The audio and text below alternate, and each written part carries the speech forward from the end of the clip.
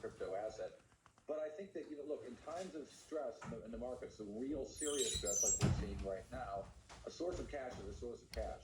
And I think that you've seen that where people have just been selling things to get a hold of cash, whether it's because they're long on margin or they just want to put that money to use, or they're just scared.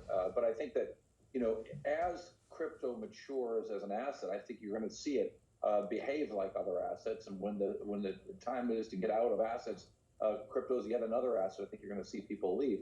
I also think, though, that there's a sort of big fundamental issue here, which is that even today, 10 years after the creation of Bitcoin, crypto is still a concept more than it's a practiced technology being to use. And I think that there's a real significant difference between the notion of blockchain as something that people trade with hopes that it'll have a greater value someday, and functional blockchain, which barely exists in the world. There are very few companies that are doing a lot with the technology of blockchain and really putting value into these things that have already achieved great value through speculation. Yeah, Cory, Dan Roberts here. Good to have you back on our airwaves.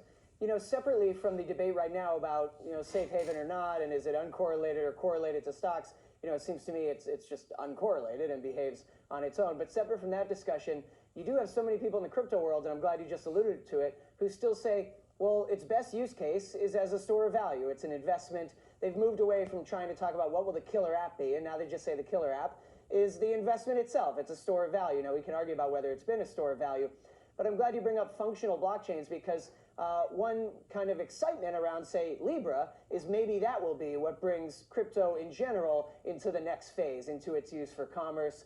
So what do you make of the potential for Libra? And of course, also another example is Ripple, the company where you used to work, that is putting XRP to work for international bank transfers.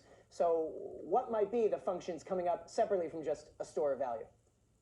So, and I'm completely biased because, yes, I have some happy times at Ripple, and I still own equity in the company. So I think it's a great thing that they're actually finding some use of this blockchain technology and of XRP in particular.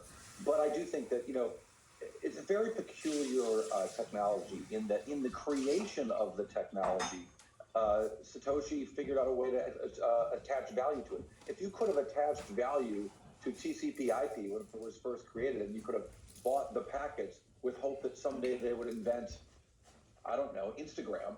It was quite a long way between the invention of TCP/IP and the creation of all the things that the internet could do and the packetized networks could do. I think you see the same thing with the technology of blockchain. So yes, so the movement of money is an obvious thing. Libra wants to do that. Ripple's doing that today with XRP, helping move money very quickly, very cheaply for existing financial institutions, whether it's companies in the remittance business or banks and what have you. But I think you're going to see a lot of other things, and I think fairly soon, because companies have been working on this for so many years, but they're just not there yet. You're going to start to see the emergence of the use of the technology, and I think that's when the real value will ascribe to cryptocurrencies. Cory Johnson, Epistrophe Capital Managing Member, thank you for being here on The Move, and thank you, Brian Chung, as well as Dan Roberts. Thanks, guys. Let's take a last look at the